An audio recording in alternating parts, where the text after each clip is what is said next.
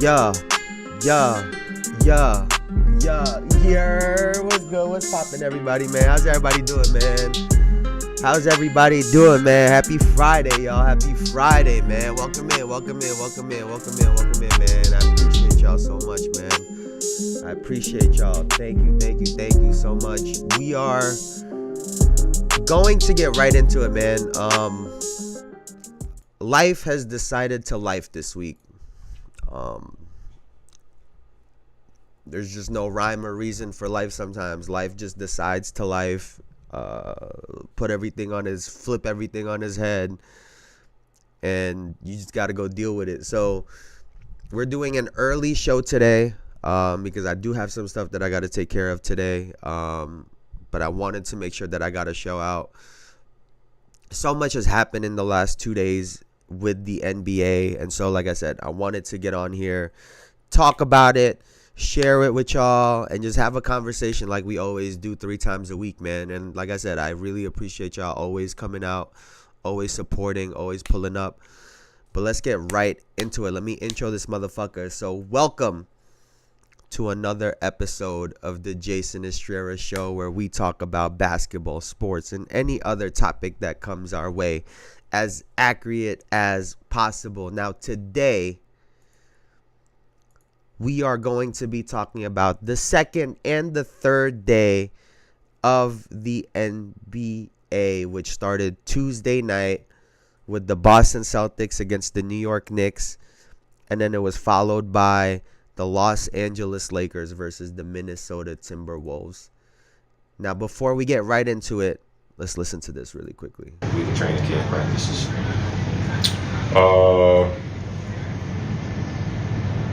I mean, just the new guys, just watching them, the new additions we have from, Chris Dunn to Derrick Jones Jr., to some of the young guys that we brought in with Kai Jones last year, and just seeing, how they could develop. So just watching them from day 1 to day 2 to day 3, just seeing their progression. But nobody stood out to me so far. No one has stood out to me so far, and Kawhi Leonard couldn't have said it better himself, or I couldn't have said it better myself, right? Kawhi Leonard summed it up. My whole goal from Tuesday, which was opening night, to next Tuesday is I just wanted to make sure that I was able to sit down and watch every single team at least one time. We should be able to hit that goal.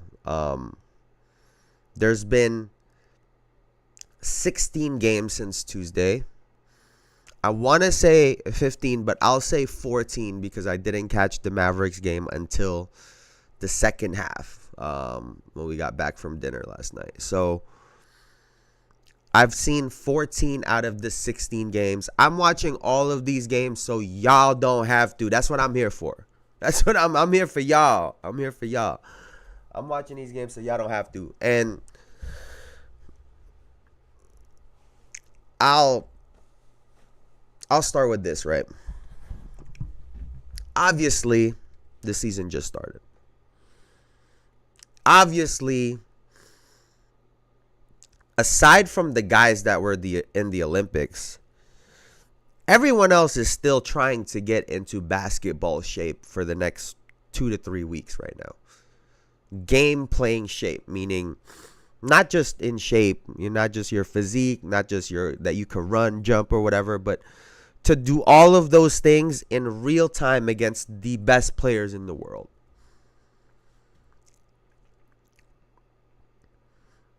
And of course, my flight just got canceled. Appreciate you watching it so we don't have to. I got you, bro. I got you, brother. That's what I'm here for, dog. You good, my guy. Hey, take it easy, man. Take it easy. But obviously none of these guys have looked great so far. No one's gonna look unbelievable in the first couple of games. It just don't happen. right? And in watching all of these games, not many teams have really stood out. So we'll start with some of the teams that, well, really the two teams that I've seen twice, right? We'll start with the good, which is the Boston Celtics. We saw them on opening night dismantle my New York Knicks. They tied an NBA record with 29 three-pointers, right? Couldn't break it, though. Trash. Come back in their second game against the Washington Wizards. And my girlfriend and I were out to dinner last night, and I'm checking my phone, and the first thing that pops up is Jordan Poole's on fire in the first quarter, and I laughed. I laughed. I was like, this is whatever. Like, this is whatever. By the time we got back home, it was a 30-point lead. A 30-point lead. And the game was over. It went just about how you think it should go. And obviously, I've been very high on the Boston Celtics, right? I've been very, very high on the Boston Celtics. For reasons outside of Steve Kerr motivating them, Nike versus Jaylen Brown, all the stuff that we've spoken about. They just have a really deep team from top to bottom. They have their one-on-one guys. They have playmakers. They have shooters. They have size. They have defenders. They have everything. And people are going to have good nights against them. It's going to happen. And their ability to respond says a lot. And obviously, 2 games into the season, right? But 2 20-plus point victories.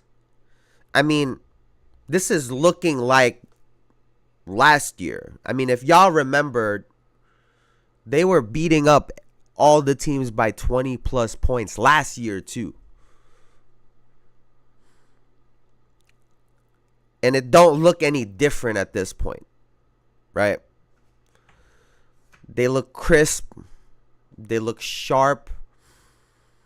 Their defense looks very different from a lot of other teams. If you'll notice, when they're in their spots, they pre-switch a lot of things, right? So if Tatum is the corner is on the corner guy, or if Tatum is on the wing, for example, because of that guy, and Drew Holiday is the low man, or the one that's guarding the guy in the corner, so he's standing at the short corner, they'll switch. They'll pre-switch without this team even running a play. And it's either because they're predicting what this team is about to run, right? So Tatum is going to have to be that person depending on a switch, a pick, or whatever the case may be. So when the switch happens, they have the matchup that they want. Or it could simply be because let's get the guy with size to be lower. So if he does have to help in the paint, it's not Drew Holiday. The same thing happened towards the end of the quarter against the Knicks, where Tatum was the one that was was on the corner guy, switched to the guy on the wing. Why? Because they were expecting Deuce McBride to drive middle and pull up. So Tatum is there to be able to hit, to dig and help, and also try to get out to their defender. He has more size and can cover more ground than a Drew Holiday. Their rotations are on point. They're pre-rotating the stuff when they need to. I mean, their defense just looks extremely sharp. You wouldn't think they were in the second game of the year. And so they look very impressive in that regard. And their offense, they can obviously score with the best teams. They did it against the number one scoring team last year, which was the Indiana Pacers. And so already the Celtics are showing that they are right on course. They can come back and win. They can withstand a barrage from Washington Wizards. A lot of people didn't realize that the Knicks were shooting 55% from the field through that first half. We had 55, almost 60 points. We were just having turnovers and whatnot, but we were shooting the ball well. They were just shooting better. And so when it comes to this Boston Celtics team, they do look really, really good right now. Now, when we talk about their counterparts in the NBA Finals last year, the Dallas Mavericks. So the Dallas Mavericks played for the first time last night. Who the fuck were they against? Oh yeah, they were against the Spurs. They were against 1B and the Spurs. And they looked pretty good. Right? They looked pretty good. Now, my number one takeaway, and everybody was kind of geeking about it too, right? But my number one takeaway was the joy and the confidence that Luka Doncic had playing with a Klay Thompson. He was cheesing from ear to ear. It wasn't just the pass that he made when Klay was wide open and he's turning around going the other way. It was he was cheesing. He has another player aside from Kyrie Irving that he has confidence in. Now, anyone that's played basketball and, you know, in any situation where doesn't matter how good you are, right, in this case, but if you're one of the best guys or the best guys in your pickup team, in your lineup, whatever situation it is, right? When you have someone else beside you that's close to your level or someone that you could respect in the same sense because you've seen them play, they got game, whatever that reason is, that confidence that you have is different. This is no disrespect to PJ Washington. There's no disrespect to Tim Hardaway Jr., who's not there anymore, or Derrick Jones Jr., who's not there anymore. Even Kyrie Irving to an extent. When it comes to shooting the basketball, none of them are Klay Thompson. In resume, in accomplishments, and in this specific skill to shoot the ball. Klay is damn near 60% on standstill, wide open shots. Damn near. And what I was talking about last year is figuring out the spacing when Luka's driving on this side. Where is he going to relocate? It's just finding all of these things, right? And Luka still obviously demands so much pressure and attention.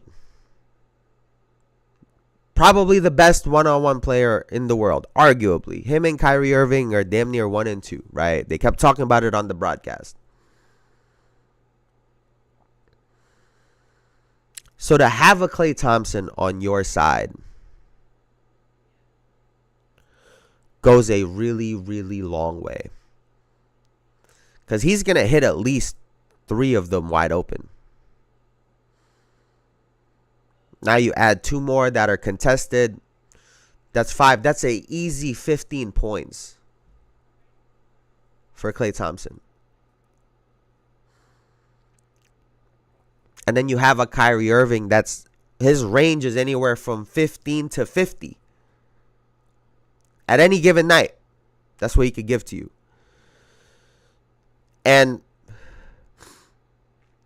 the other part in this is Klay Thompson looks extremely happy to be there.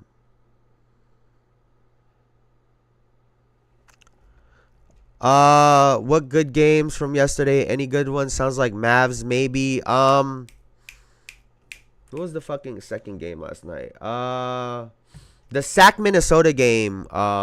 It went to the wire. It went to the wire.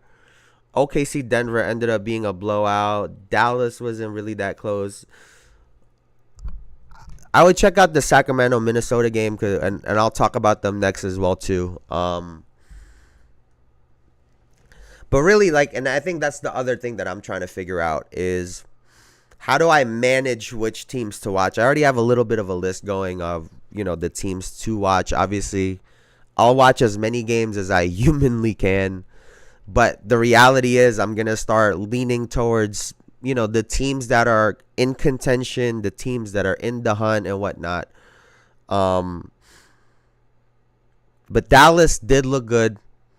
Klay Thompson looks like he's in great shape. I'll be honest. He looks like he's in great shape. Yeah, he hasn't looked like this on the Warriors in a little while. His physique looks good. He just looks like he's in good shape. If his defense can be elite like it once was, this really does change the Dallas Mavericks. And I thought it was really funny that Charles Barkley was on the broadcast talking about he doesn't think Klay Thompson really adds anything much to this team. And I was like, are you fucking bugging?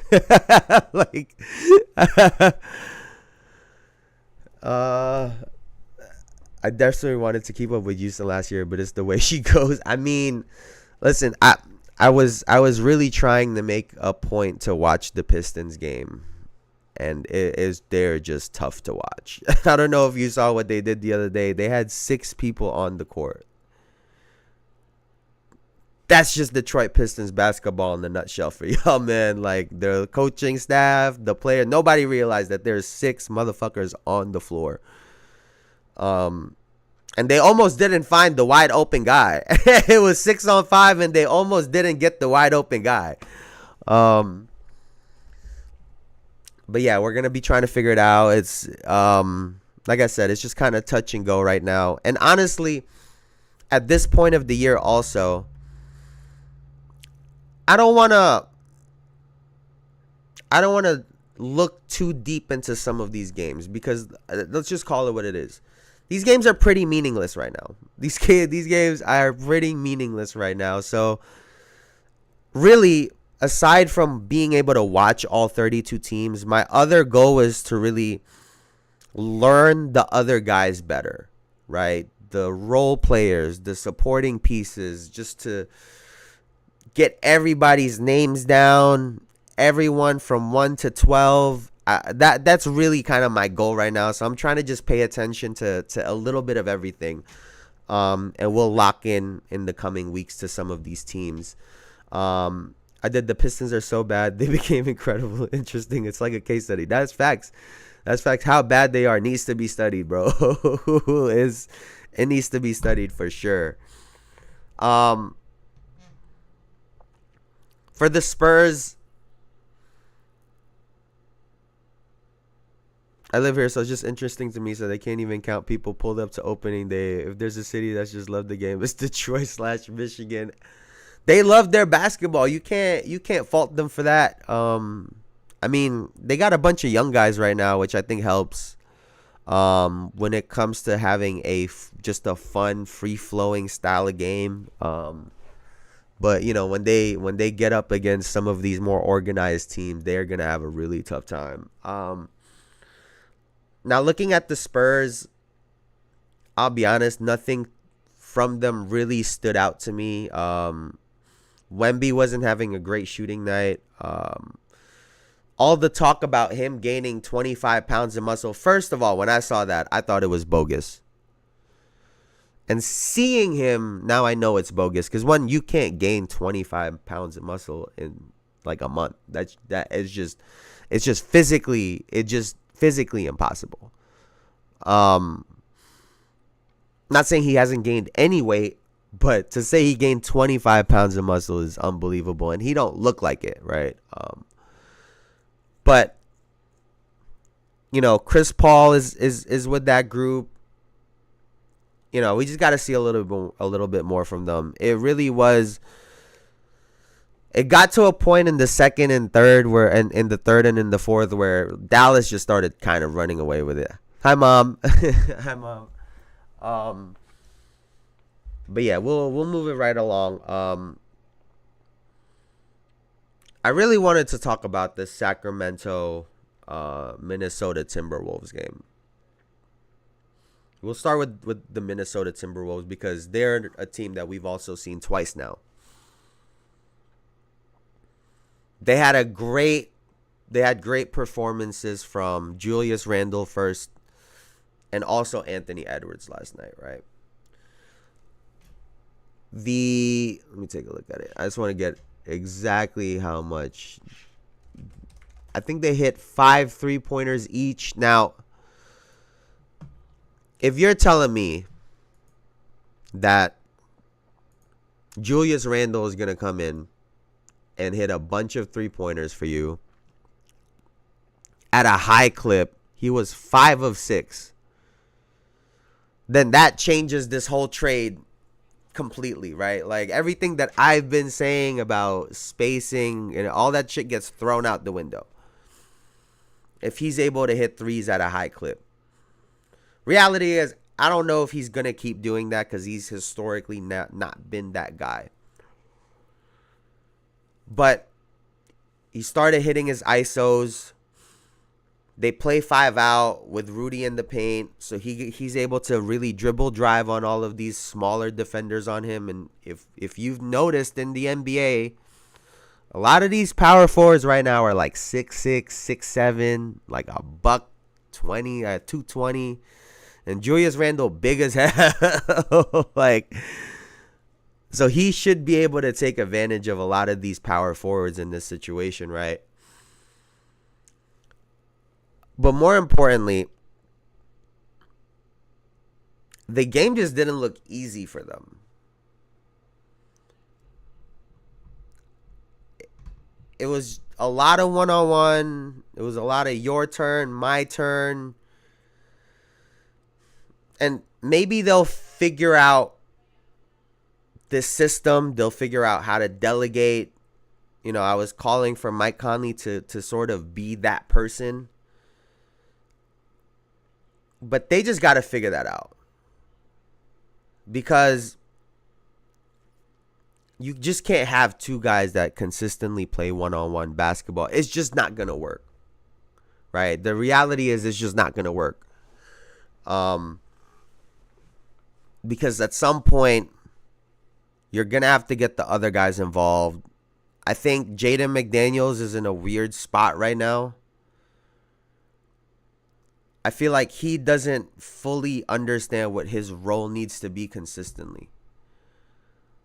He's obviously their defender. But with his size and length, I think he kind of wants to take advantage of it sometimes, get into the paint and get lays and whatnot. But I think he also kind of has to be like a Michael Porter Jr. and just a standstill 3-point shooter that just knock down threes consistently.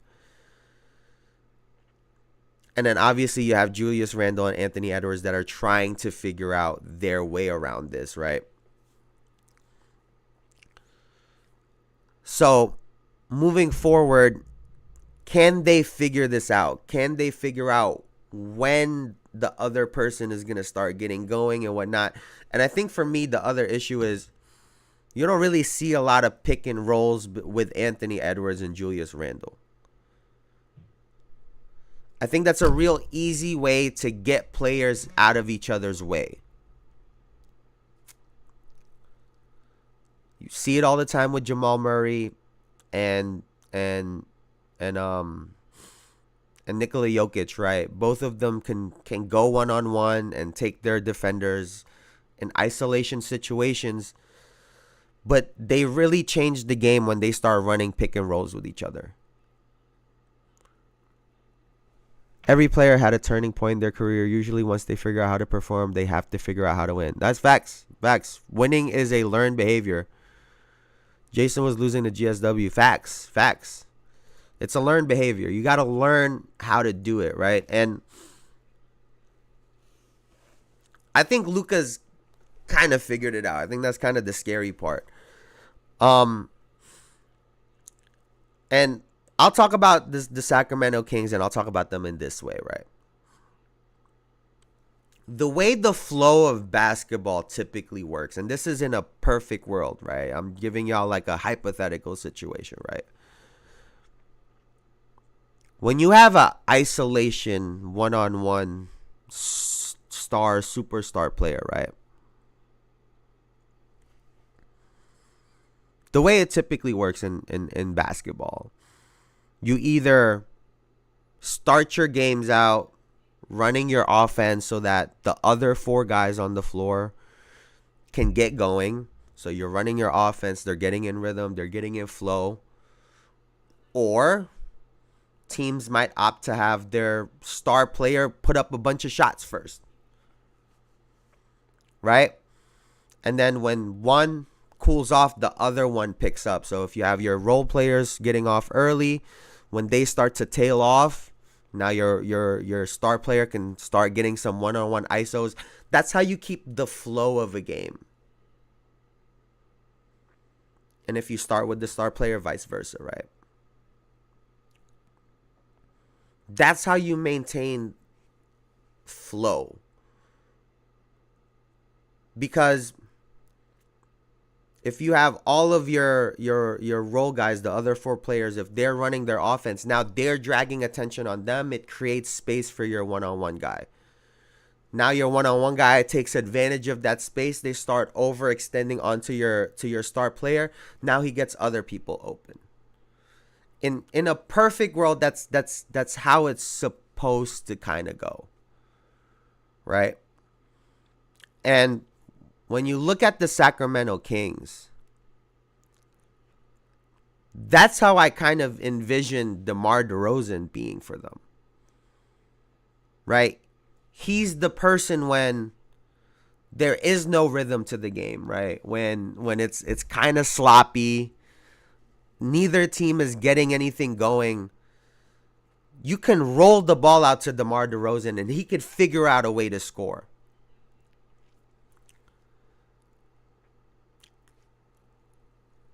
And I think for him, he's probably going to have maybe 10 isolation plays a game. He'll have to convert on roughly probably four out of the 10. That's what? Anywhere from 8 to 12 points, right? And then the rest of his buckets is going to have to come off cuts, and like stand still, wide open jump shots, right? Because I personally think Domantas Sabonis defers way too much. He's super talented. He could take advantage of most of the league because of his size. He could shoot, but he's trying to get everyone involved. And so even though he's this star player, he almost falls into the other four guys in the scenario I was just talking about, you know, you have your four guys and you have your isolation star player. Domantas Sabonis is their best player. And I think he needs to start acting like it. I don't know if it's just like a personality thing. But he makes everything go. He is the consistent mismatch. And in my opinion, it needs to be on DeMar, De'Aaron Fox, Malik Monk to sort of, okay, when shit's not going because he's not able to create any offense for us. All right, we gotta get some ISOs, pick and roll for De'Aaron Fox. Malik Monk can isolate too.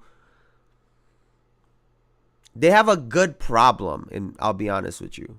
I was a little skeptical about this team, but they have a good problem.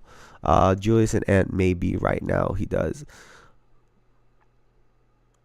I love your knowledge of the game. I appreciate you, the big dog. I appreciate you. A lifetime of gathering information. A lifetime. Oh, the other part, I wanted to bring this up. The other part that I thought was really funny about the Sacramento Kings game. Was it let me see. Was it quarter one when, what quarter was it? Malik Monk was going crazy. I think it was the first quarter. Yeah, the first quarter, Malik Monk was going crazy. And I didn't think that was an accident. Because if y'all watch the starting five on Netflix, right? I know I've been referring to it a lot the last couple of weeks. But if y'all watch the starting five on Netflix, in the episode where Anthony Edwards and his girlfriend were having a baby when she was conceiving a child, right? That game that they were in, that Anthony Edwards was in, was against the Sacramento Kings. And he had to leave the game early because his girl was delivering the baby, was having a baby. And Malik Monk was going crazy in the fourth quarter into overtime, I believe. And I remember Anthony Edwards was like, if I was there, Malik Monk wouldn't be doing this, blah, blah, blah, blah, blah. So to see Malik Monk in their first matchup come out that hot in the first quarter, I don't think that was an accident at all. Now, Mr. Estrera always get this man on ESPN. Hey, hey, we get in where we fit in, man. We get in where we fit in. So I don't think it was an accident that Malik Monk came out shooting like that against the Minnesota Timberwolves, because I'm sure that he saw that and he saw what Anthony Edwards was saying, and he's like, I'm going to show you. Now, obviously, towards the end of it, Anthony Edwards was getting the better of Malik Monk, but it's these little things that I really do love, right? I really, really do love. Because clearly, Malik Monk had a bone to pick with him, and he was torching him in the first quarter. But yeah, the Sacramento Kings team, I do think that they can get it together. Ant talks too much. He's too young. I'm his age, and I would go after him just because Ant talks. I agree, but I do have this conversation with my dad all the time, right? And the conversation is, trash talkers always trash talk. Like, they don't have an off switch, right? Like, my dad always be like, oh, this guy's being cocky, or this guy's being this. And I'm like, well, they're both doing the same thing. You just kind of like one person over the other. And the reality is, trash talkers just this guy been trash talking since he was doing coloring books in kindergarten. Like, he's probably in there like, yeah, my color better than yours. That's how I imagine Anthony Edwards to be. And I guess they keep putting a mic in front of his face, right? So it is what it is. Although we talked about it the other day, his comments about going to play football after he wins a title, like I said, that shit's not happening. They're not letting him win a title, man. So we saw Hallie too. Hey, he was that boy couldn't buy a bucket the other night. Yo, Halle, and thank God for him. He finally hit one with like a minute left or under a minute or something like that. He finally hit one, and he needed to hit that three, but it was rough. It was looking real rough for him that night. He trash talked and closed the game against Detroit. Yeah. I mean, he did what he had to do. You got to give him props. You got to give him some props, right? Let's see. Who else did we want to talk about today? Oh, got to talk about this, man. Ja Morant looked fucking good the other night, y'all. Hey, I don't know if you guys saw highlights. Bruh. Ja Morant looked good. Like wow. like for real. Wow. Obviously there's been a lot of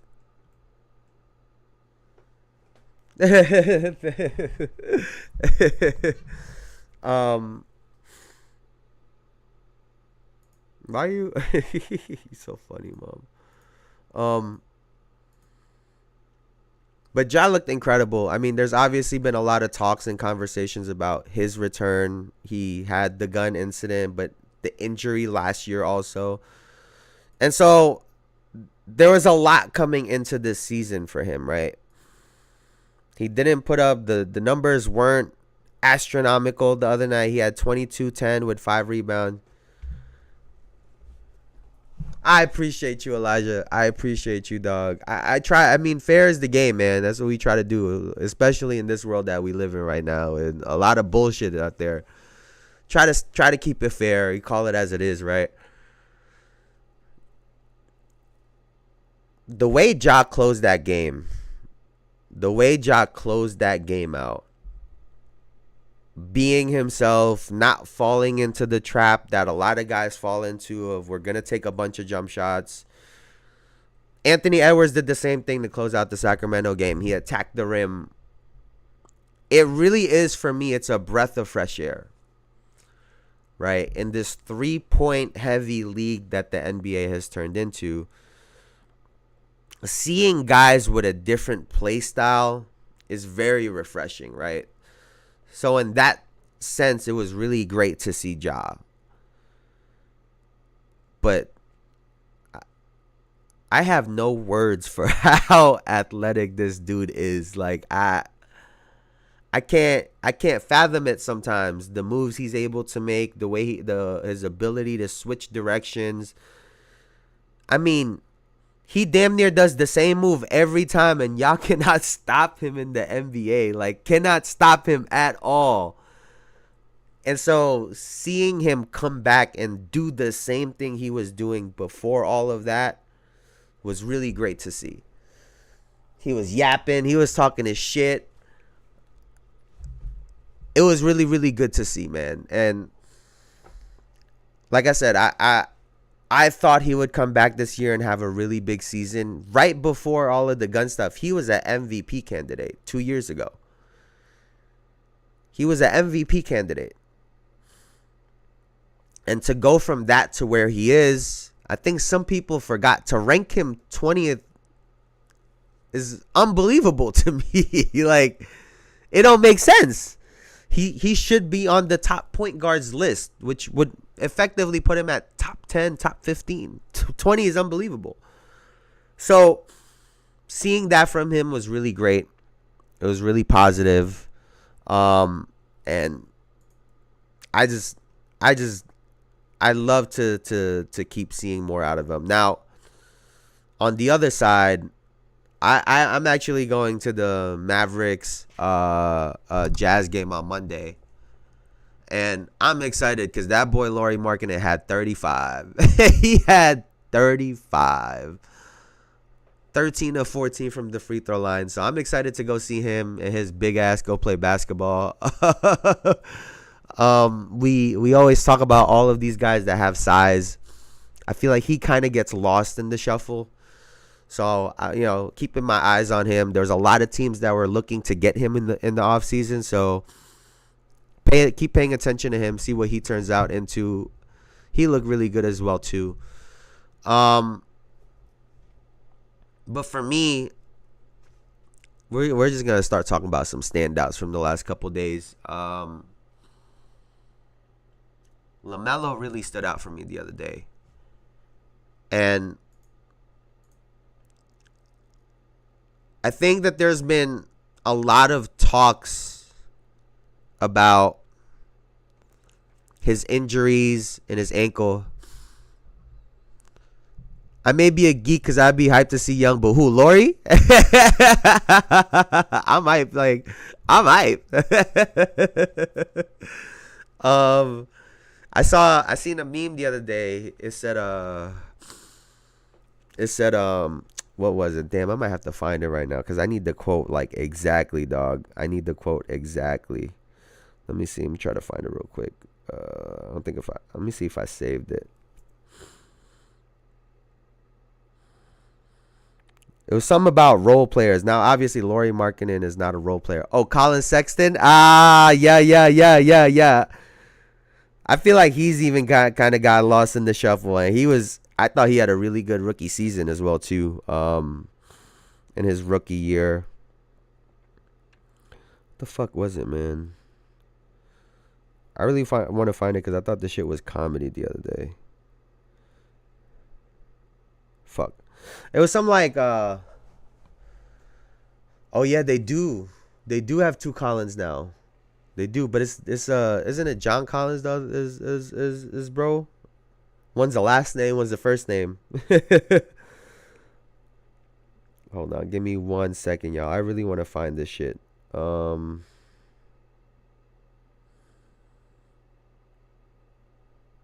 I've been liking hella shit on Instagram. But it says something along the lines of there is nothing like the connection between a 10-year-old boy and a role player that he loves, and that couldn't be more real. Like, for some reason there's always a role player that we end up just really attaching ourselves to, and they got no reason be like they not the best player at all. They're not even close to the best player half the time, but for some reason we just really connect to these guys. Colin Sexton might be one of them people. He's a super good player. But getting back to LaMelo, it's a big year for him. He's another guy it's really just about staying healthy. There's stretches for him. Delano Bent, bro. How the like where the fuck did you pull that out from? Mine for the longest time, bro, no bullshit, was Nicholas Batum. Nicholas Batum was my dog. That was my dog, bro.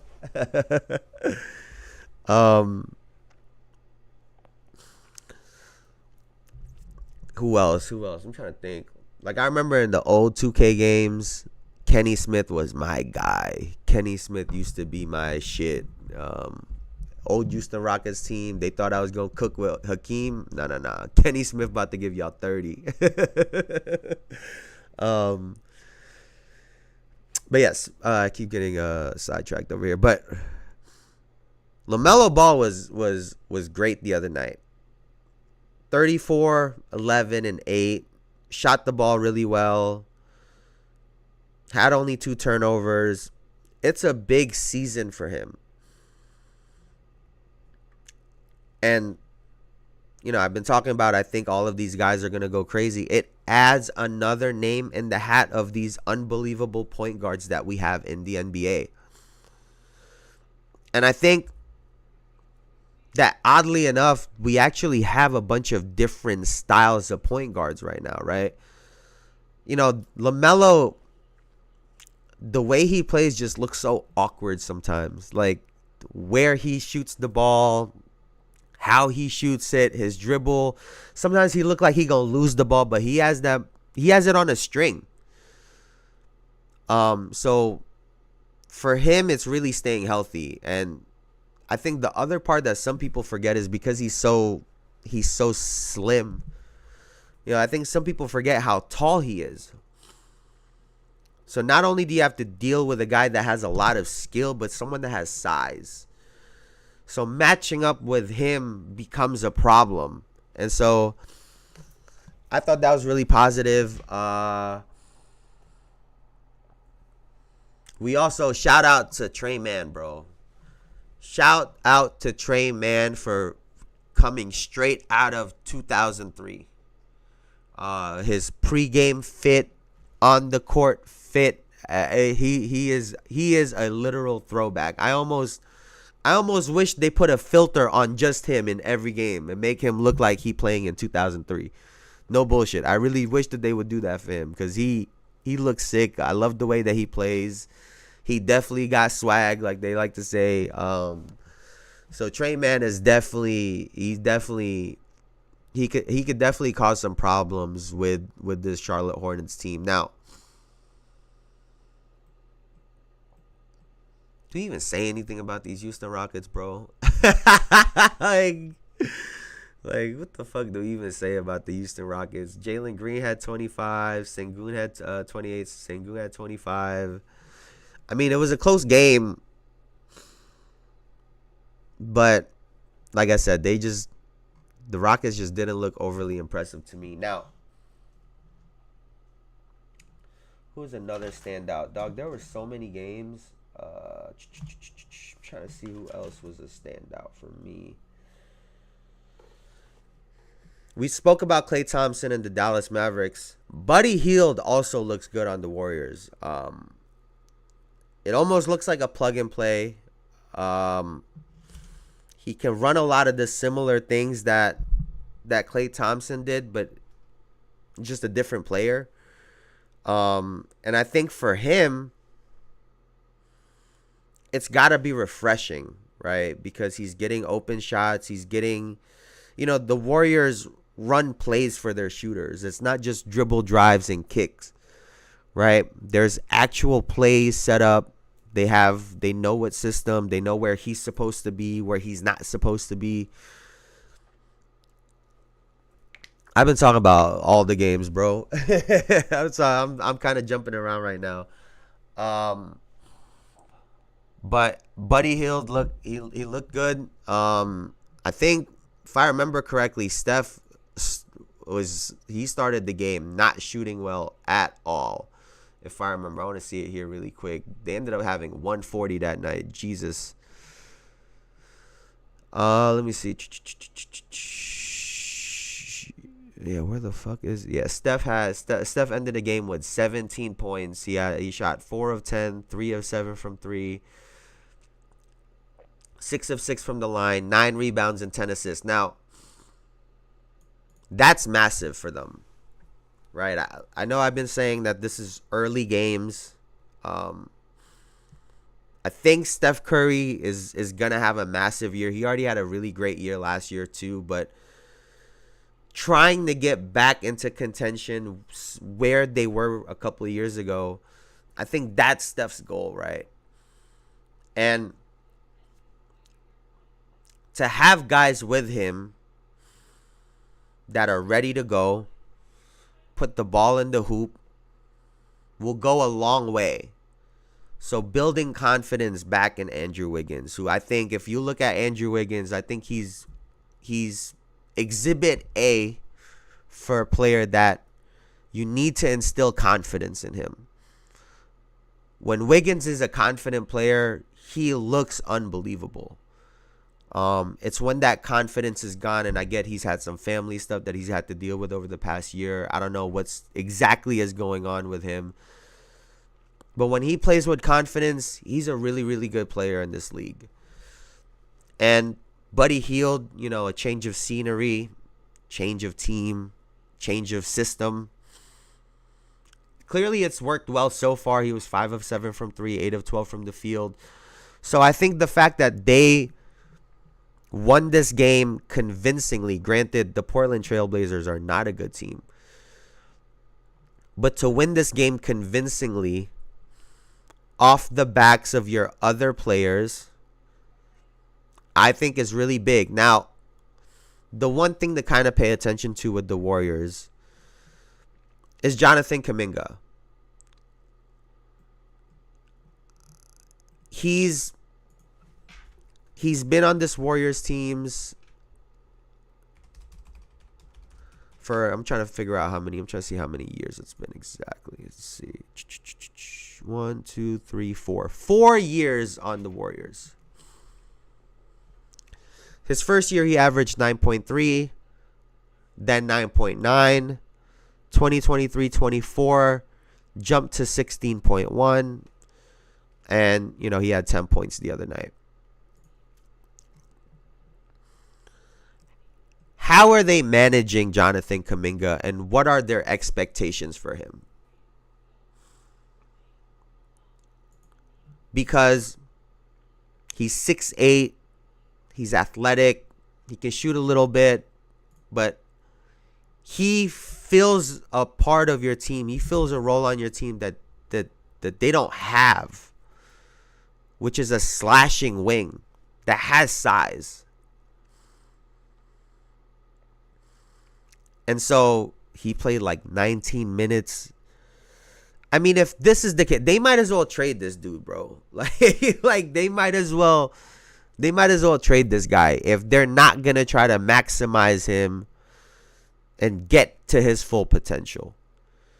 Because at this point, it kind of looks like they're just getting in the way of him.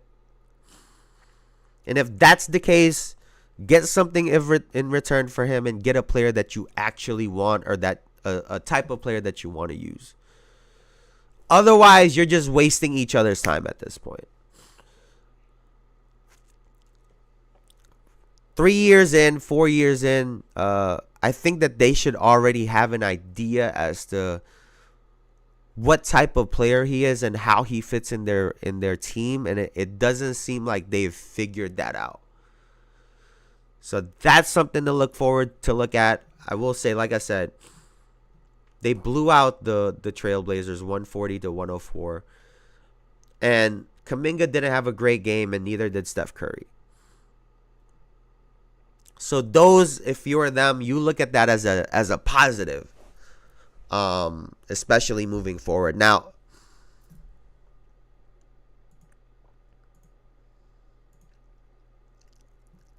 I've been talking about this dude all summer long.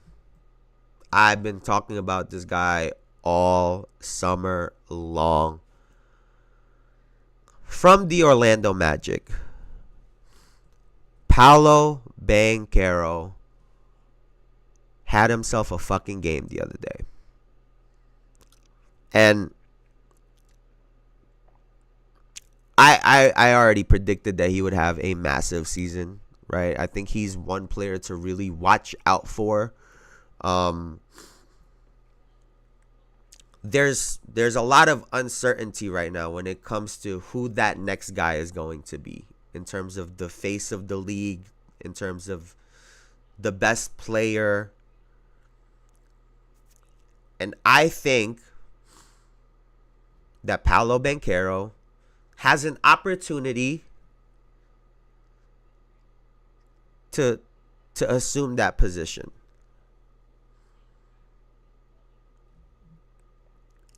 He had 33, 11, 3 assists, a steal, a block, no turnovers, shot 12 of 24 from the field, 4 of 8 from 3, 5 of 6 from the free throw line. Everyone wants to talk about, like, they got a solid team, they got some pieces, and they do. They have some guys, right? But that guy is different. And I'll be honest with you, it's not even he got to pull up. Just something about him is different. He is not like everyone else. He's big. He's athletic. He plays with a lot of force. I think he's someone that we really have to watch out for. And they blew out the Miami Heat. And on the other side of that, in 25 minutes of play, 25 minutes and 49 seconds, so we could round it to 26 minutes, Jimmy Butler had 3 points.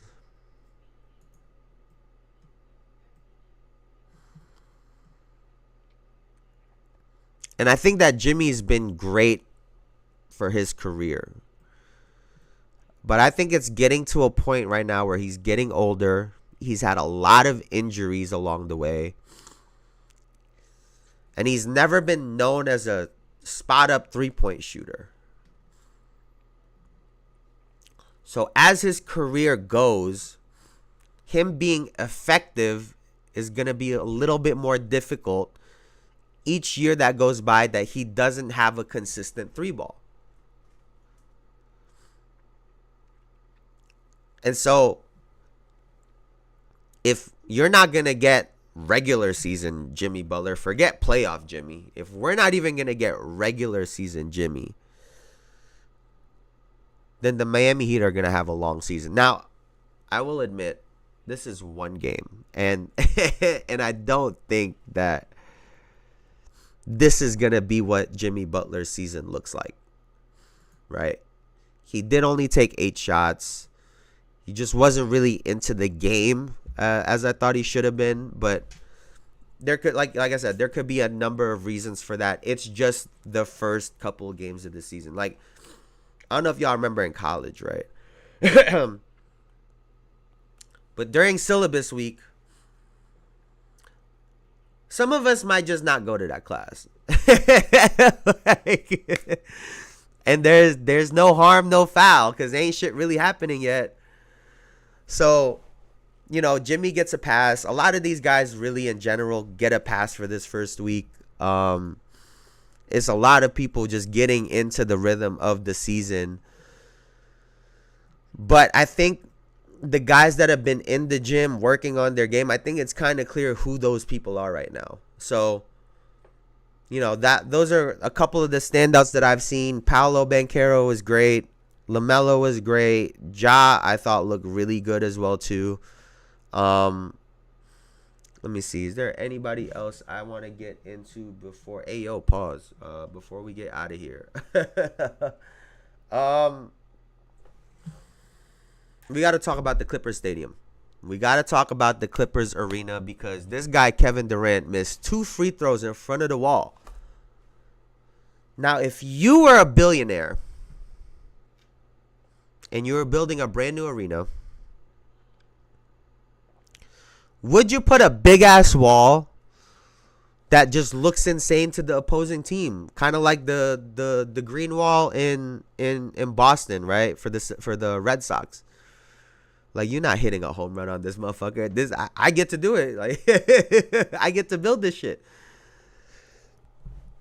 And so I thought that was really cool. I'll be honest with you, man. Phoenix, to me, also didn't look super impressive.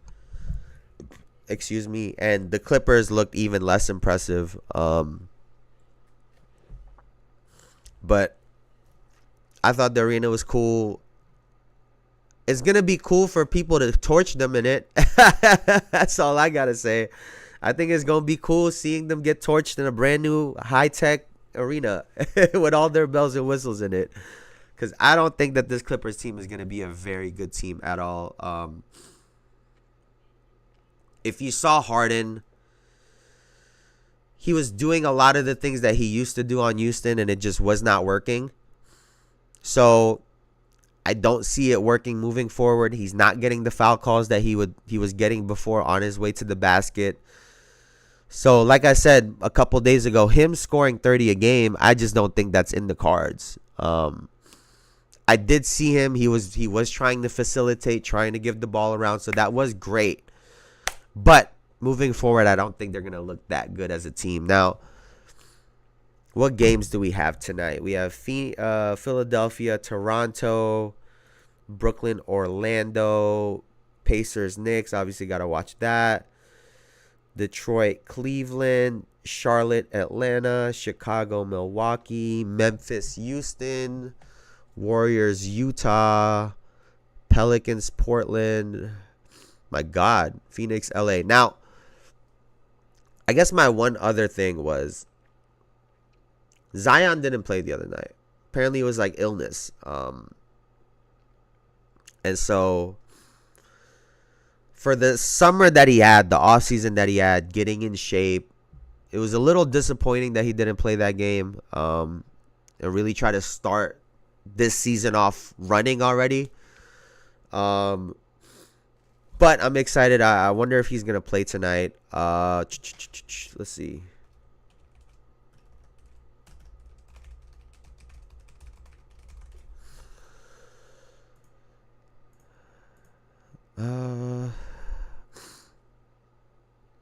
Season opener.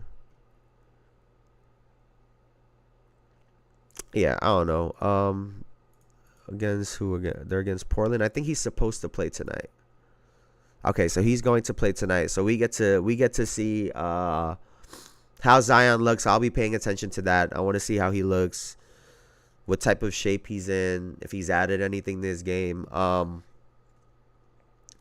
The 76ers are apparently under investigation right now, and I'm not going to talk out of my ass.